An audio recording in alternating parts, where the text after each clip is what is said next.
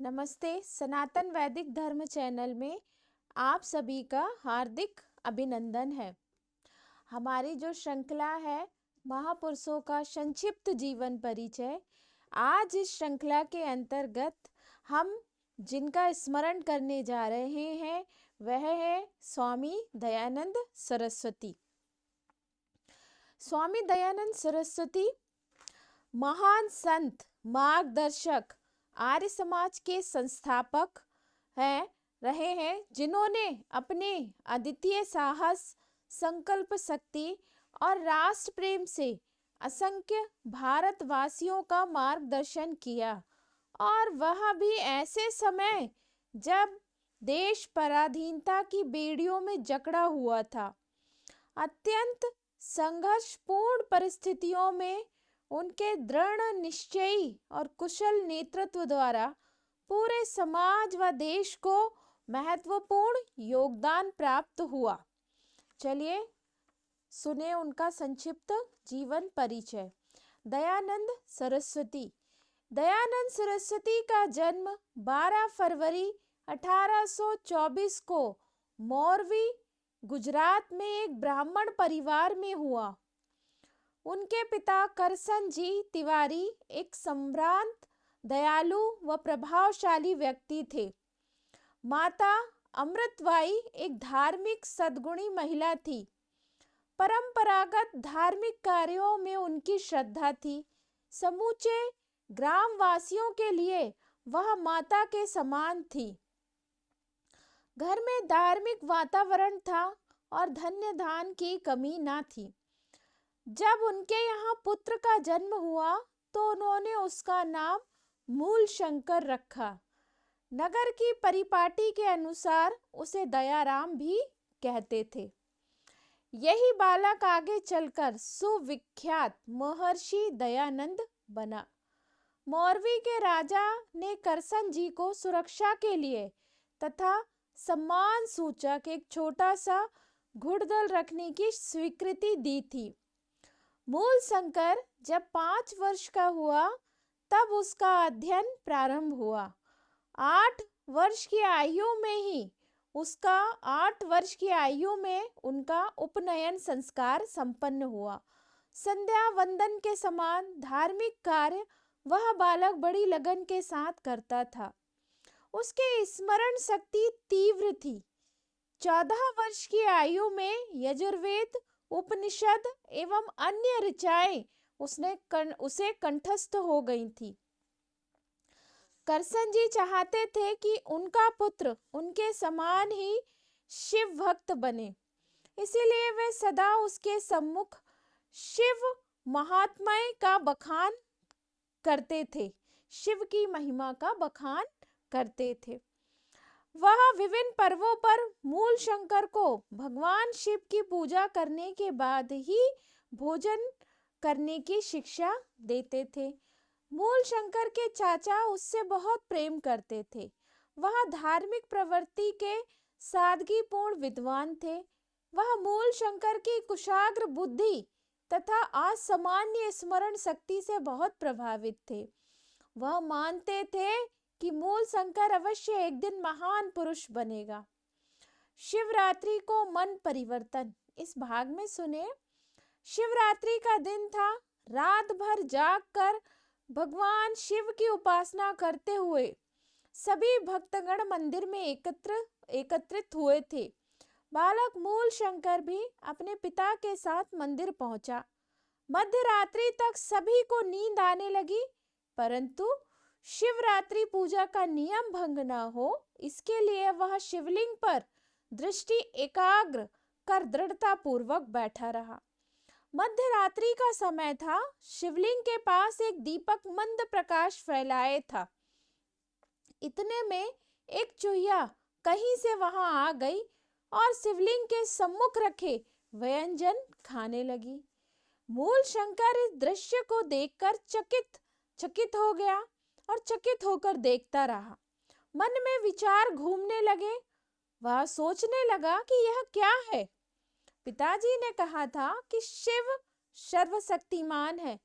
जब चोइया शिवलिंग पर इधर उधर विचरण करती रही तो बालक का मन आशंकित हुआ। उसने धीरे से अपने पिता को स्पर्श कर उन्हें जगाते हुए कहा, पिताजी, क्या यही वह महान देवता है जिसके विषय में आप मुझे बताते रहे हैं? पिता चिल्लाए, क्या कहा तुमने? यदि तू नास्तिक के समान बोलेगा तो अच्छा नहीं होगा। यह शिवलिंग है, यह शिवलिंग ही शिव भगवान है, इसमें कोई संदेह नहीं। शिव कहाँ है, इस भाग में सुनेंगे। बालक ने पुनः विनम्र भाव से कहा, पिताजी, निसंदेह आप शिव के विषय में बताते हैं, वह तो स्वयं एक जीवित शक्ति है, किंतु यह शिवलिंग एक निर्जीव वस्तु है।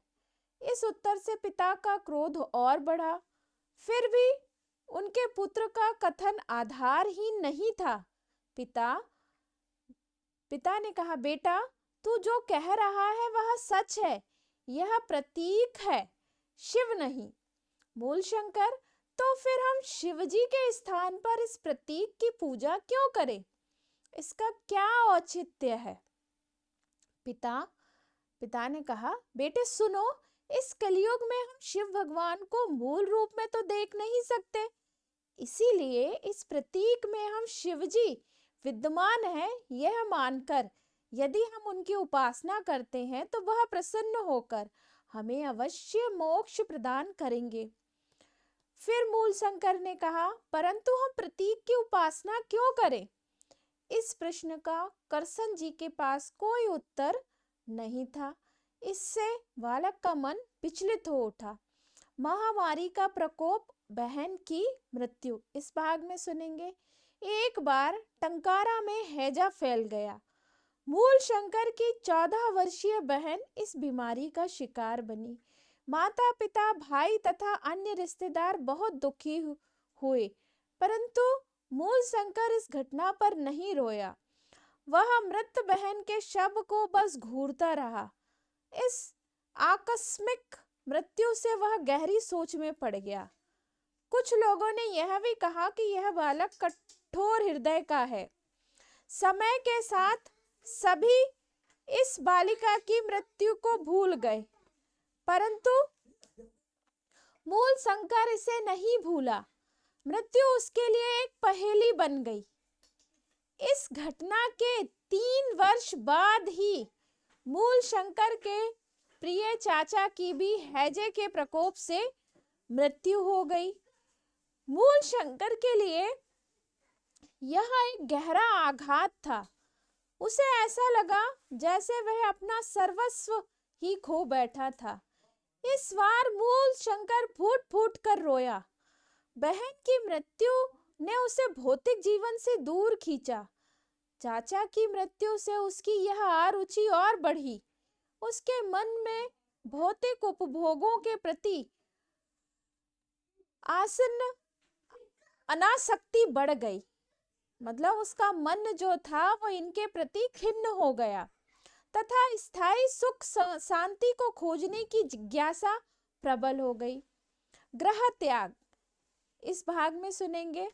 मूल शंकर के मन में जीवन क्या है, मृत्यु क्या है, ऐसे प्रश्न घूमने लगे। वह इन प्रश्नों के उत्तर जानना चाहता था। उसमें पारिवारिक बंधन को त्यागने की लालसा जागी। इस लक्ष्य पूर्ति हेतु मूल शंकर ने ग्रह त्याग कर सद्गुरु की खोज में निकलने का निश्चय किया, जो उसकी जिज्ञासा का समाधान कर सके। उसकी विरक्ति माता पिता के ध्यान में आई। उन्हें भय था कि कहीं मूल शंकर बैरागी बनने के लिए घर छोड़कर भाग ना जाए, तो उन्होंने शीघ्र उसका विवाह करने का निर्णय लिया। वधू का चयन भी हो गया। विवाह की तैयारियां की जाने लगी। मूल शंकर ने कोई विरोध नहीं किया। इससे माता पिता ने समझा कि उनका बेटा विवाह के लिए उत्सुक है, परंतु मूल शंकर के मन में गृहस्थ जीवन त्यागने का दृढ़ संकल्प हो चुका था। एक दिन संध्या काल में मूल शंकर अपने घर से बाहर आकर अपने सुंदर भवन की ओर कुछ क्षण देखता रहा। वहीं से उसने माता पिता तथा अन्य बड़ों को सहृदय प्रणाम किया। उसकी आंखों में आंसू भर आए। उसने विचार किया कि मैं पुनः कभी इस घर में कदम ना रखूंगा। इसके पश्चात वह आगे बढ़ गया। तब मूल शंकर की आयु केवल 21 वर्ष थी। माता पिता को जब यह पता चला कि मूल शंकर घर छोड़कर चला गया है, तो वे बहुत दुखी हुए। अपने बेटे को घर वापस लाने के करसन जी द्वारा किए गए सभी प्रयास विफल रहे। गुरु की खोज इस भाग में सुनेंगे। ग्रह त्याग के उपरांत मूल शंकर अहमदाबाद, बड़ौदा, हरिद्वार, कानपुर, काशी में गुरु की खोज में यात्रा करता रहा। वनों तथा पहाड़ों पर भी घूमता रहा, किंतु कहीं भी उसे ऐसा सुयोग गुरु नहीं मिला जो उसके प्रश्नों का उत्तर दे सके। इसी समय मूल शंकर की प्रकांड पंडित सन्यासी स्वामी पूर्णानंद से भेंट हुई। स्वामी जी ने मूल शंकर को धर्म मार्ग की ओर जाने के लिए प्रेरित किया। मूल शंकर अब स्वामी दयानंद सरस्वती बने। जब दयानंद हिमालय क्षेत्र की ऊंची पहाड़ियों पर एक स्थान से दूसरे स्थान की ओर योगियों की खोज में भटकते रहे, तब उनका जीवन बार बार संकटों से घिरा रहा। उन्हें रात दिन हिंसक जीवों के बीच वनों में घूमना पड़ता था। यह उनके साहस, संतुलन व व्यक्तित्व की कठिन परीक्षा थी। जब वह औखी मठ के महाधिपति महंत के यहाँ ठहरे, तो उनकी बुद्धिमत्ता से महंत जी इतने प्रभावित हुए। उन्होंने कहा, इस मठ के उत्तराधिकारी के रूप में आप यहीं रहो।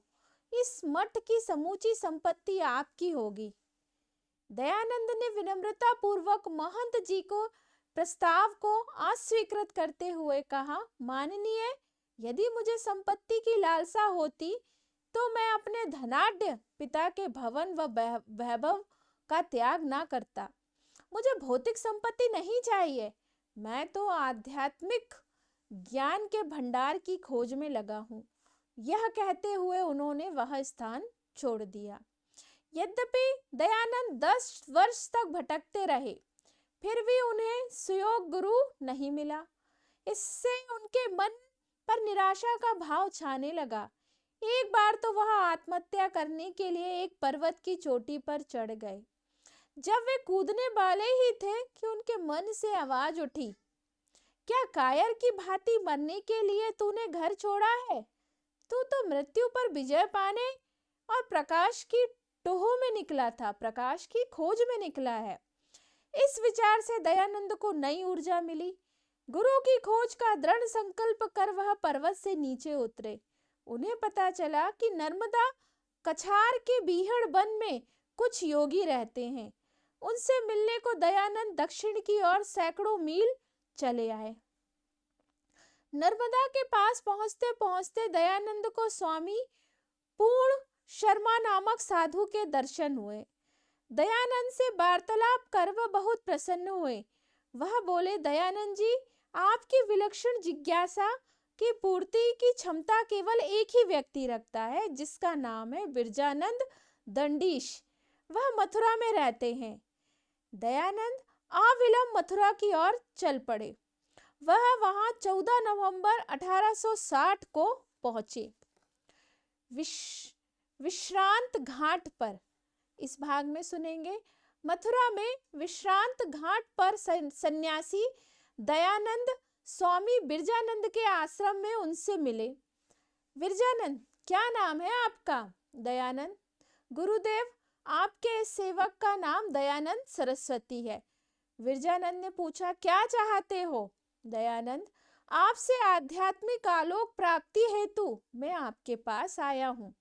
बिरजानंद ने कहा, क्या व्याकरण जानते हो? दयानंद, मैंने कौमुदी और सारस्वत का अध्ययन किया है। दोनों संस्कृत व्याकरण की विख्यात पाठ्य पुस्तकें हैं। बिरजानंद, क्या कहा? कौमुदी और सारस्वत यहाँ से चले जाओ, वे बेकार पुस्तकें हैं। उन्हें यमुना में फेंक दो, फिर वापस आ जाओ, तब मैं आगे चर्चा करूंगा। गुरु की आज्ञा के अनुसार दयानंद यमुना नदी के तट पर पहुंचे। जिन पुस्तकों को अपने सर पर ढोते हुए दयानंद ने सैकड़ों मील की यात्रा की थी, अब इन पुस्तकों के प्रति किसी भी प्रकार का लगाव ना रखते हुए उन्होंने उन्हें नदी में फेंक दिया। वापस गुरु के पास आकर बोले, गुरुदेव, मैंने आपकी आज्ञा का पालन किया है। द्वार खोला गया। दयानंद ने प्रवेश किया। उनके सम्मुख मृगा जिन पर पालथी लगाए विरजानंद विराजमान थे। यद्यपि उनका शरीर पूरी तरह सूख चुका था, फिर भी उनके मुख पर अद्वितीय आभा थी, दिव्य प्रकाश था। दयानंद उनके चरणों पर गिरे। विरजानंद ने सहा स्नेह आशीर्वाद देते हुए दयानंद के सिर को स्पर्श किया। दयानंद आश्चर्यचकित हो गुरु को देखने लगे। गुरुदेव नेत्रहीन थे तथा वह एक भी अक्षर पढ़ नहीं सकते थे, फिर भी वह अमूल्य ज्ञान का सजीव रूप थे और अपने शिष्यों के संदेहों का समाधान कर सकते थे। वह धर्म ग्रंथों के उद्धरण प्रस्तुत करते थे। 15 वर्षों की तपस्या पूर्ण यात्रा के बाद दयानंद को एक महान प्रज्ञावान से भेंट का उपहार मिला। उन्होंने आनंद पूर्वक इस महापुरुष के चरणों में आत्मसमर्पण किया। गुरु सेवा इस भाग में सुनेंगे। अपनी असाधारण भक्ति सेवा भाव से दयानंद शीघ्र ही स्वामी विरजानंद के प्रिय शिष्य बन गए।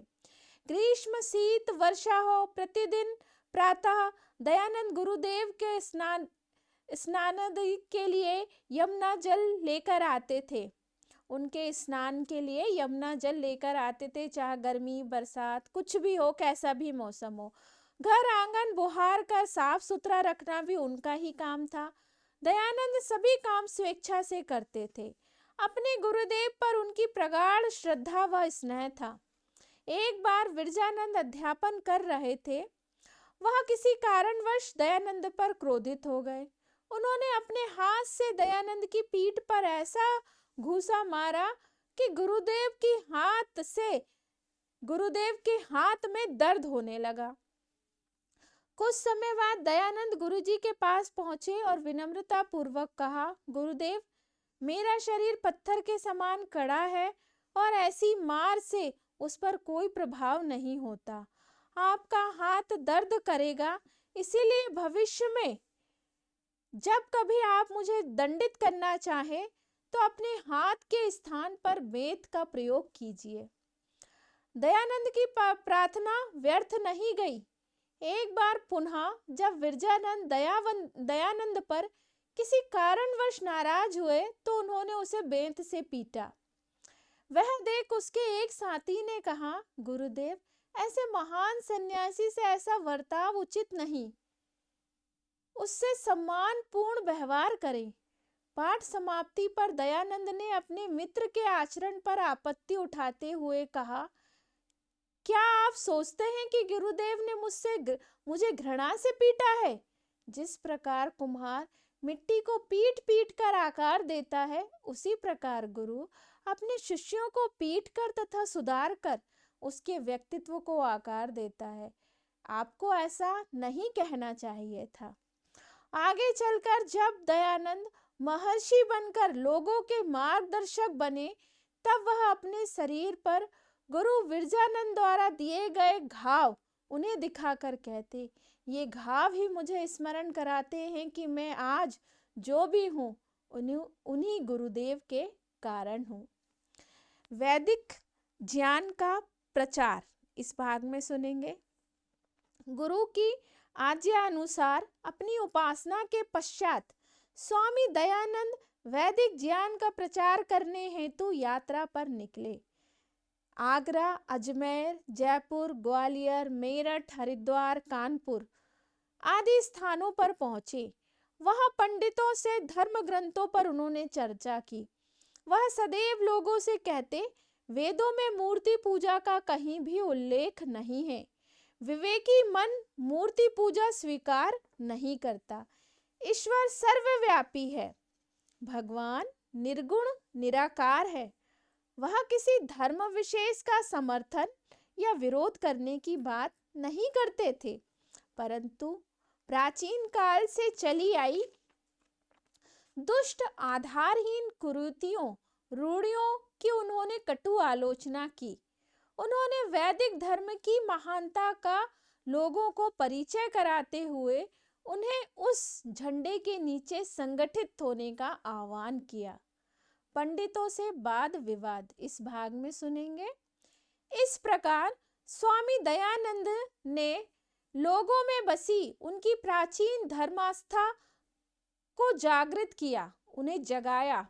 अपनी इस यात्रा के दौरान 22 अक्टूबर 1869 में 1869 को वह काशी पहुंचे। काशी में पंडितों के साथ उन्होंने अनेक चर्चाएं की। एक बार संगोष्ठी में हजारों की संख्या में जन समूह उपस्थित था। निर्धारित समय पर काशी के महाराजा ईश्वर प्रसाद नारायण सिंह ने इस सम्मेलन की अध्यक्षता ग्रहण की। वाद विवाद के एक पक्ष में स्वामी दयानंद अकेले थे, जबकि दूसरी ओर काशी के 27 सुविख्यात पंडित। धार्मिक ग्रंथों के भाष्य पर वाद विवाद प्रारंभ हुआ। प्रश्न था कि वेदों ने मूर्ति पूजा को स्वीकृति दी है या नहीं। बहुत लंबी चर्चा हुई। स्वामी दयानंद के तर्क के सामने पंडितों को हार माननी पड़ी। इतने में माधवाचार्य नामक एक पंडित हाथ में 2 पर्चे लेकर वहां पहुंचे और एक प्रश्न पूछा। दयानंद उन पर्चों को उठाकर पढ़ने लगे। कुछ ही मिनटों का समय बीता होगा, काशी के महाराज ने एकाएक घोषणा की, स्वामी दयानंद पंडितों द्वारा पूछे गए प्रश्नों का उत्तर नहीं दे सके हैं। ऐसा कहते हुए उन्होंने तालियां बजाई। काशी के पंडित चिल्लाए, दयानंद के पास कोई उत्तर नहीं है। काशी के पंडितों की ये महान विजय है। दयानंद की पराजय हुई है। कुछ ही क्षणों में भगदड़ मच गई। कोलाहल के बीच पत्थर, जूते, गोबर, अन्य चीजें दयानंद पर फेंकी गई। इससे दयानंद घायल हो गए। घावों से रक्त बहने लगा।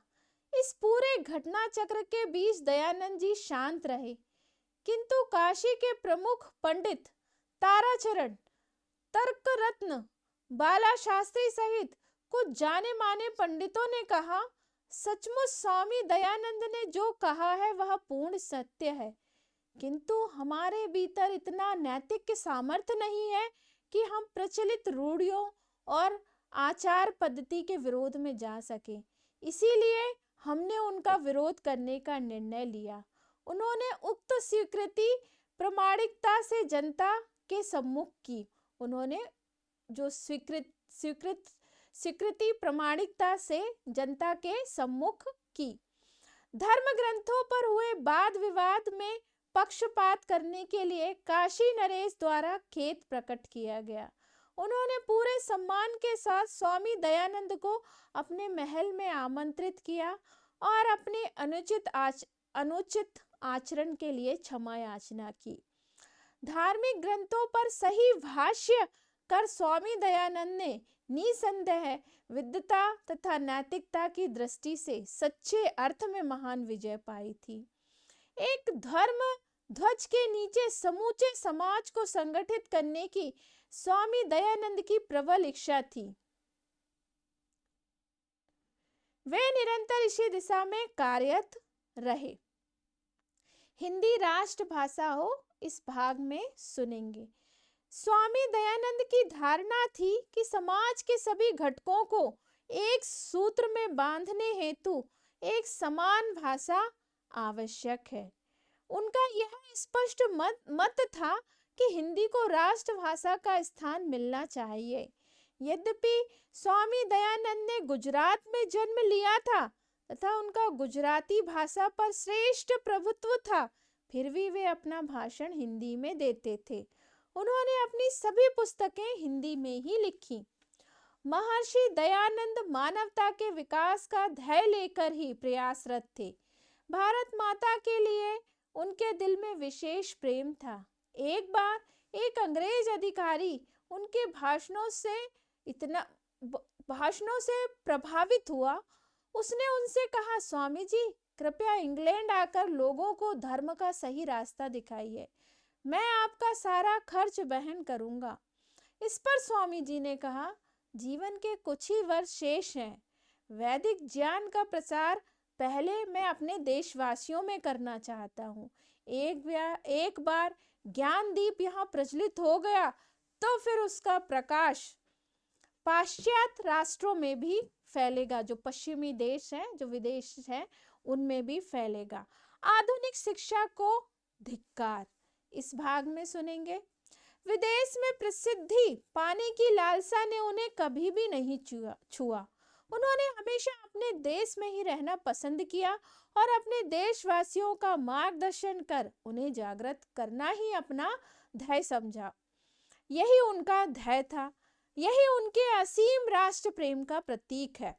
एक बार एक विशाल सभा को संबोधित करते हुए दयानंद गरज उठे, आपके पूर्वज जंगलों में बसे अशिक्षित नहीं थे, अपितु संसार को जागृत करने वाले महापुरुष थे। आपका इतिहास पराजय की गठड़ी नहीं है, वह विश्व विजेताओं की गौरव गाथा है। आपकी वैदिक रचनाएं ग्वालों के गीत नहीं है, ये श्री राम और श्री कृष्ण जैसी महान आत्माओं को साकार करने वाले महासत्य हैं। जागो, उठो, उत्तिष्ठित, जागृत। अपने उज्जवल स्थान इतिहास पर गर्व करो। वर्तमान को संवारने हेतु अपने गौरवमय इतिहास से प्रेरणा लो। अपने पूर्वजों के प्रति तिरस्कार की भावना जगाने वाली आधुनिक शिक्षा को धिक्कार है। स्वातंत्र्य प्रेम, इस भाग में सुनेंगे।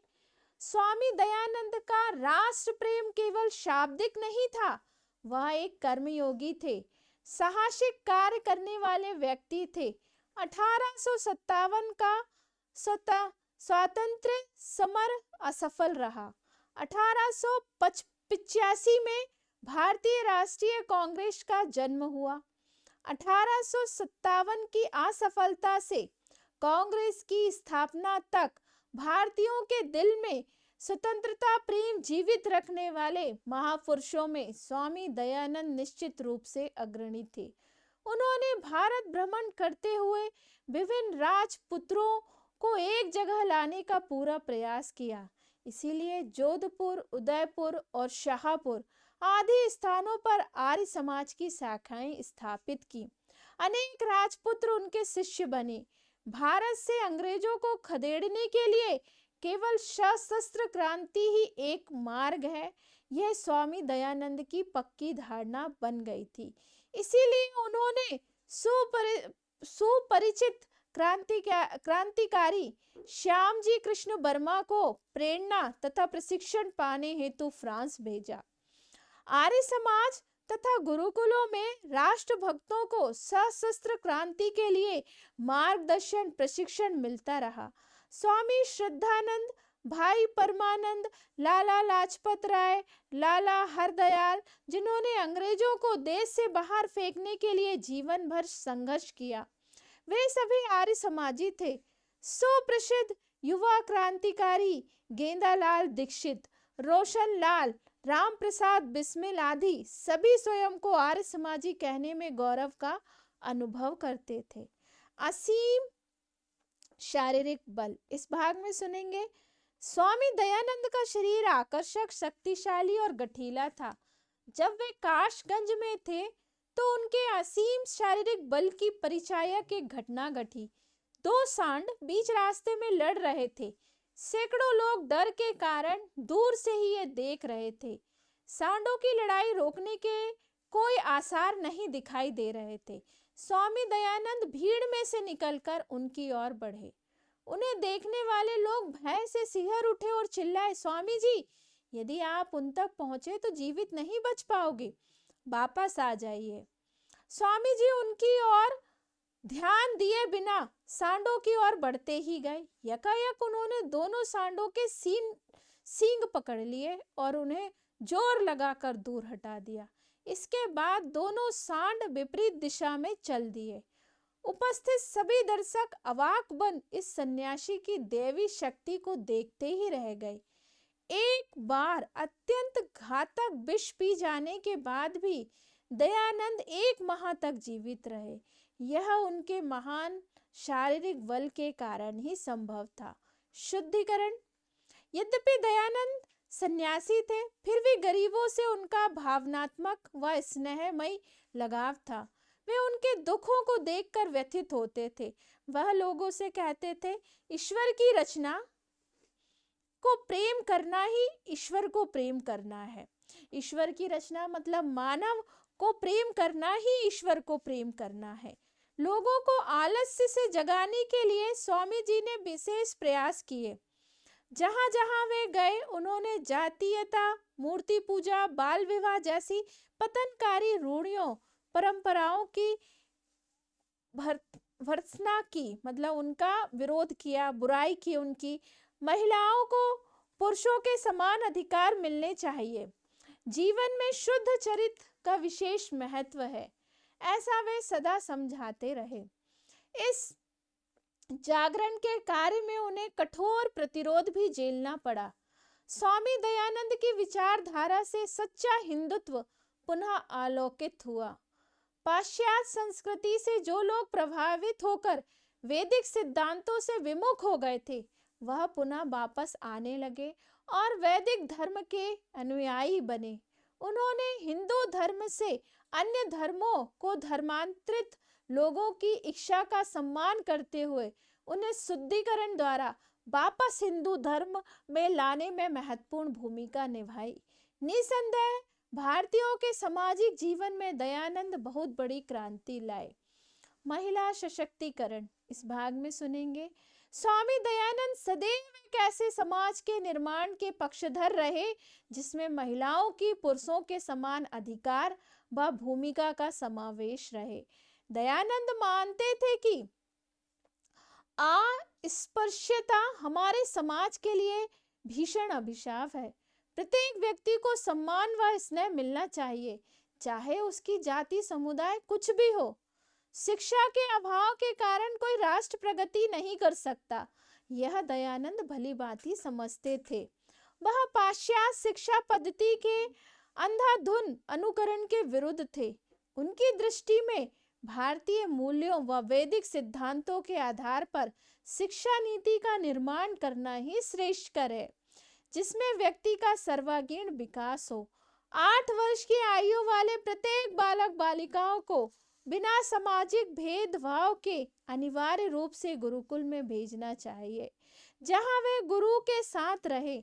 बालकों तथा बालिकाओं के लिए अलग अलग गुरुकुल हो।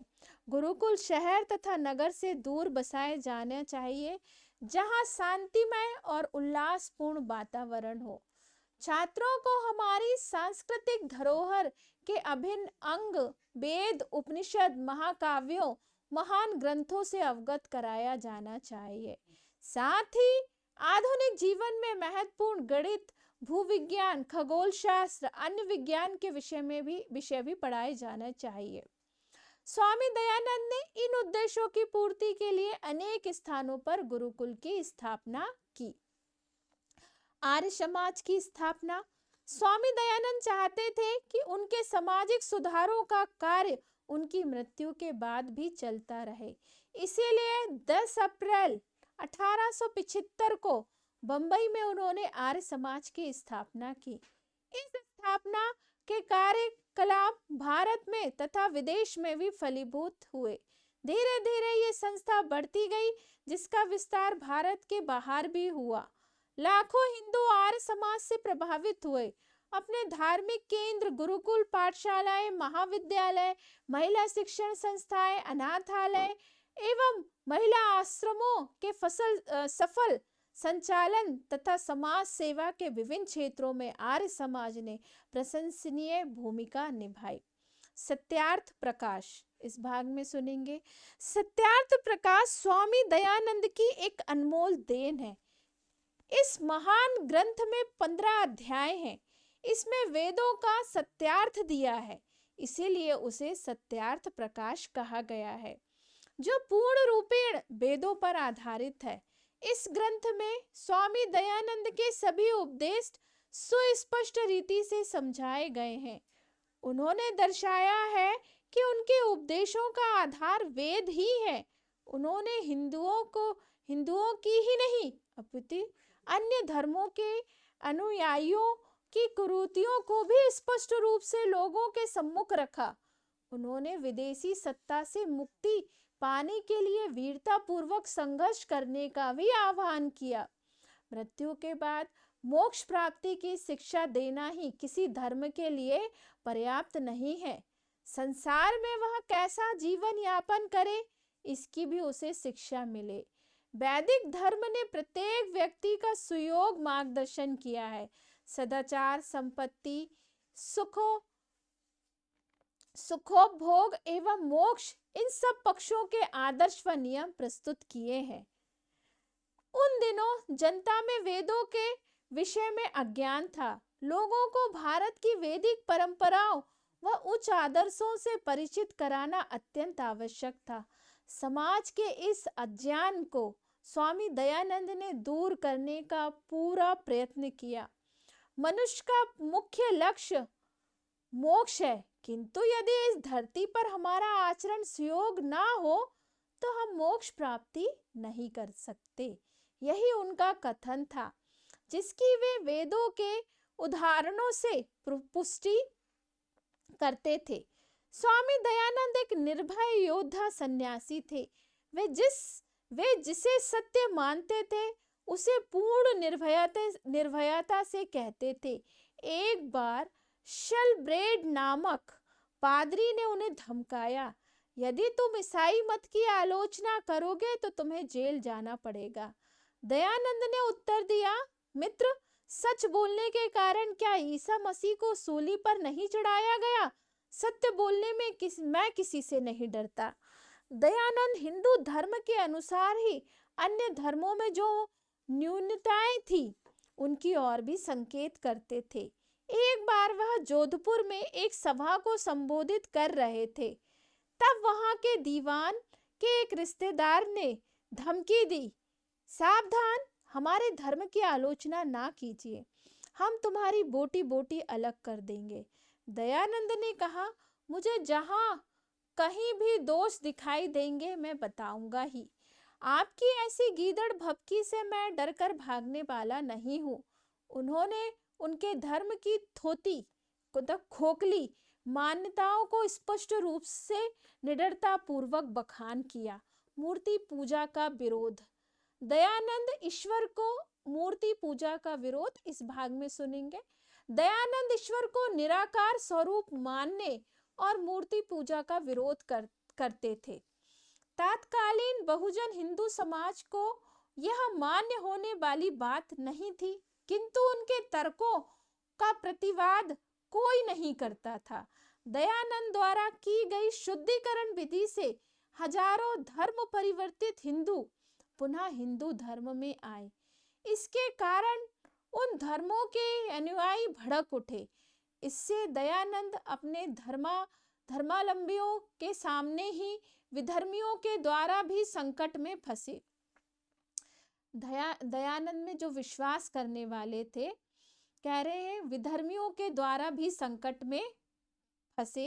इस प्रकार उन्होंने सदैव अनेक चुनौतियों का साहस पूर्वक सामना किया। हत्या के षड्यंत्र। स्वामी दयानंद ने जीवन भर निर्भय होकर स्पष्टता पूर्वक अपने विचार रखे तथा समाज में व्याप्त कुरीतियों का दृढ़ता से विरोध किया। निसंदेह उनके विरोधी यहाँ तक कि अंग्रेजी सरकार उनके विरुद्ध षड्यंत्र रचते रहे। उन्हें विष देकर मार देने के भी कई प्रयास हुए। अनेक बार उन्होंने अपनी सात्विक शक्ति व क्षमता से षड्यंत्रों को सफल नहीं होने दिया।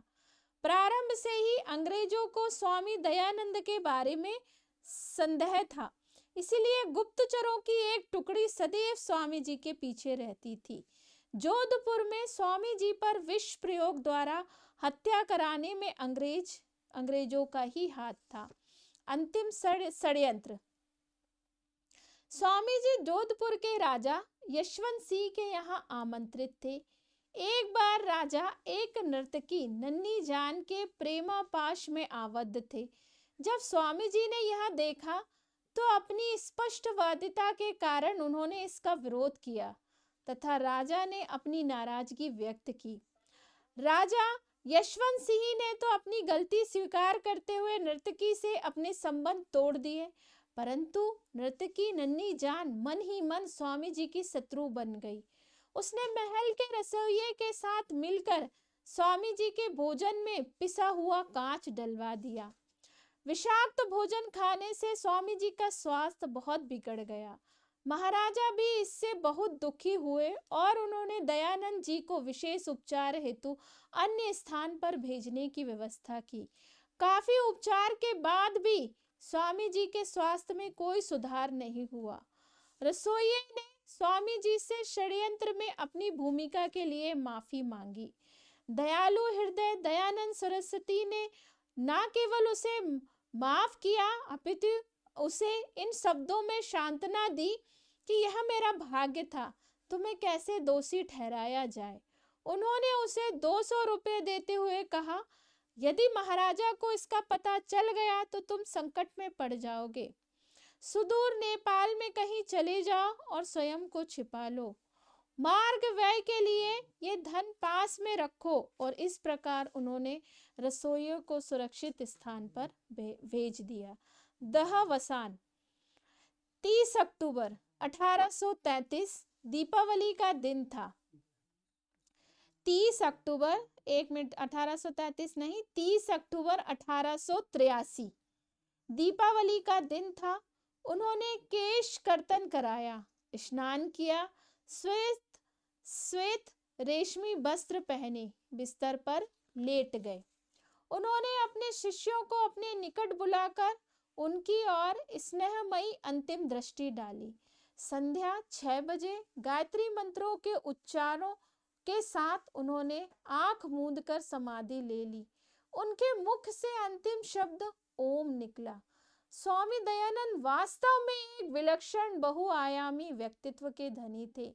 वह एक महान तत्वज्ञ, प्रगाढ़ तर्कशास्त्री, उत्तम वक्ता, प्रकांड पंडित, समाज सुधारक, राष्ट्रभक्त, लोक हितैषी संत और सहस्त्र क्रांति के अग्रगामी थे।